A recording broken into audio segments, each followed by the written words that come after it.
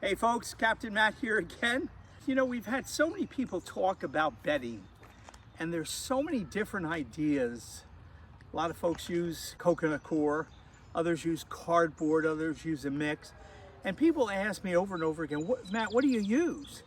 And so I want to show you, this is the tail end of my pile. This pile at one time actually came out to here, and it was, you know, right up like that. But I put this bedding not only in with the worms, I put the bedding in with all my plants. And we're going to take you to the garden in a few minutes also. Because I promised you in July, I'm going to show you what the worm castings can do to a garden. We use a mixture of leaf compost and wood chips. And so that's just what this pile is. Happens to be a pile that I made most of this myself. You may be in a position where you're not able to make it yourself. You can't bring in truckloads of leaves and a truckload of wood chips. We also have gone down to our leaf compost facility in Albany, New York, and bought some. And this is probably a combination of the two. This is what it is. And it's a rich black. I mean, it's almost as black as worm castings themselves.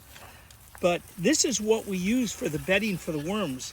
When I build a worm bin, I build a worm bin 3 inches at a time. I'll take this and spread it 3 inches thick in our 8-foot by 3-foot bin. I'll put 3 inches in at a time and leave it for 2 weeks. But when you have thousands of worms living in there and we mix food in with it, you know what happens? They eat all this and turn it into worm poo. Slowly, I just slowly build. This is the product that we use.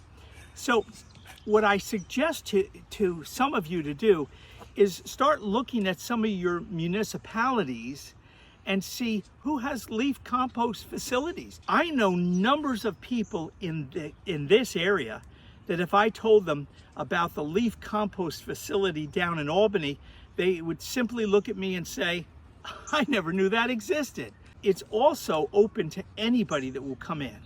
And so you can go in. Sometimes some facilities will give it to you for free. Sometimes you'll pay something for it. So I just wanted you to see it, guys. It's rich. I'll bring in a few more truckloads of this because I don't have any more leaves right now. And so I'm probably going to go to our facility and get a few truckloads of it this upcoming winter. We're going to go wild with production buckets this year because I want to show you how if we take 60 to 80 production buckets and this is our base, we'll sift it first, we'll get it right down to fine stuff, but I want to show you how many worm castings you could get, and you'll be amazed. So tonight I'd like to just take you to our garden. I look back, I think it was in April, and we were planting and showing you how to plant the pepper plant and putting a big handful of worm castings under and putting it around. And I want to show you what the worm castings have done in our garden. But before that, and this is Olivia. Olivia is my granddaughter and I am her granddaddy, one of her grandfathers. But Olivia is 12. And when Olivia was 9 years old, I asked her if she would make a label for me for our worm castings for sale. And so this is the bag that we use, and that's the label that we put on. And right here is the artist that I'm so proud of. Olivia, that was 3 years ago that you drew that. And she looked at me and she said, Grandpa, when I was 9, I drew a 9-year-old's picture, but I'm a lot more mature as an artist now than I was then. And so Olivia gave me her 12-year-old rendition of the label. And if you look closely, you can see there's no question about real maturity and some real fine tuning as an artist. I love what she did here, but I kind of like that 9-year-old label. It just does something. The containers that we have here that have the sweet potatoes in them, when I got to planting them, I had just had someone come in and bought all my worm casting. I had a little left over and I put a bit in, but I'm really looking for some real heavy duty sweet potatoes this year. And so what I've been doing is once a week, I'll take the worm tea in its rough state. We mixed it, we put molasses in with it, we aerated it for 24 hours. But I'll take a scoop of this and I'll just put it in here. And I'm gonna put another scoop in there. And It did have some castings, but it didn't have a lot of castings. And this one now, because it's a little bigger, we're gonna give it a whole bunch in there. One of the things about sweet potatoes is that they store really well. And you can store your sweet potatoes in a cool place and have them all winter and use them to get your slips from, or your seeds from, all along the way eating them. My wife and I happen to really enjoy sweet potatoes. So we're just putting a bunch in. And with the sweet potatoes, I will try to do this for them at least once a week. And so again, I'm just gonna pour the remainder in. There's a lot of solid worm castings on the bottom. I'll just push them in, mix them around a bit, and as we water all that, we'll get down into the root system. This I would consider to be a really good onion, good size onion. And honestly, if I didn't pick it, we'll eat it.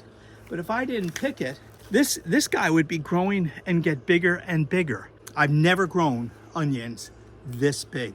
And I've grown onions many years. I've never seen anything like this. Each one had a handful of worm castings put under it. Over here in this bed, which they're not as big, seed onions.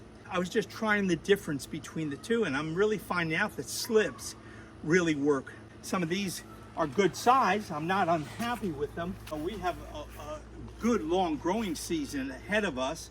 These guys will get plenty of sun for the next, let's say, at least 6 weeks before the cooler weather comes, and they'll keep going until they get to a point where they start showing it's time to be harvested. The worm castings are phenomenal. These carrots, I put these carrots in, I think 3 weeks ago, and they're just, I had cauliflower here. And so we harvested our cauliflower, and boom, now we have the carrots going. Over here, I'll harvest the hardneck garlic, and I'll harvest the soft neck. And both of those, one of those will be completely carrots, and the other we may go to beets and see if we can grow some beets during the hot weather, although beets really love cooler weather. We'll try it with some worm castings because we have once again gotten a whole bunch of worm castings together, and we're ready to put them all in the garden. I put a handful of worm castings under every plant that I planted, and then I put some around the side and then mixed it on top of the soil. Someone had asked me, well, let's see your garden when it's really grown, because back in April there wasn't much to show. But right now we're July 10th. Things are really starting to grow. Here we have soft neck garlic. I dug half of it today. We've got sweet potatoes here and blueberries. And boy, I'll tell you, these blueberries went crazy when they started seeing worm castings all around them. We've got zucchinis here. In the pots now, there's 5 pots here. 1, 2, 3, 4, 5. And those are all sweet potatoes. I've never done this before, seeing how sweet potatoes will grow in a big bin. Over here is a nursery for baby asparagus. We grew that from seed. As we go down here, we have Brussels sprouts. Those, we wait for a frost to hit them, and then we'll start eating those, and they're just wonderful vegetable. Onions. I have never grown onions this big in my entire life. And actually, we pulled some of the big ones out already. If you look at these onions, it's crazy. They're humongous. And they really have about another 6 weeks to grow. I just don't know what I'm gonna do with them because I'm afraid they'll get so big that they'll start to pop themselves. Over here is broccoli. And we pulled some beautiful heads of broccoli out of every one of those plants. One of the nice things about broccoli is that until December's deep freeze, late December, we will be eating shoots of broccoli, little heads of broccoli. My wife and I will sit down once a week and have broccoli for dinner, and it will all come from those few plants there. And we have some young carrots over here that we've just started up. Again, some more onions and some more garlic. We have tomatoes over there. We have eggplant and basil on the far wall. And here are the plants that we planted. Look at these guys, they're doing well. This group was hit by a frost, and they're coming along real well. These were the ones we planted for peppers. I always pick the first 5 or 6 pepper buds off because I want the plant to get fuller before it starts producing peppers. But now we're producing. This little group right in here of pepper plants will probably give us a bushel or a milk crate of peppers every 2 weeks come September right until October. And of course asparagus, which is now 5.5 years old. It's almost 6 years old. And we eat asparagus when it's real young. You cut it, but then we let it grow, because as it grows, the root system develops in a greater way. And we have strawberries over here, but the strawberry season has passed, and we had a wonderful strawberry harvest this year, and that's really for the grandkids. Every now and then as I'm weeding, I do not pull out certain weeds, like this one here. This is sunflower, and behind you, Luke, here's another sunflower. And so when sunflowers just pop up out of nowhere, and there's another one, I generally will let them grow, because they're so pretty. They really do something very special once that bloom is in the garden. So folks, that's where we are on this wonderful sunset night out in the garden. We're going to start. We have so many plans coming up for sharing things with you guys, but one of them is we're going to start a newsletter. The newsletter is going to be for you. We're going to answer and write some things out in the newsletter that maybe you couldn't put in a video, but we're going to cover some areas that will be real helpful for you.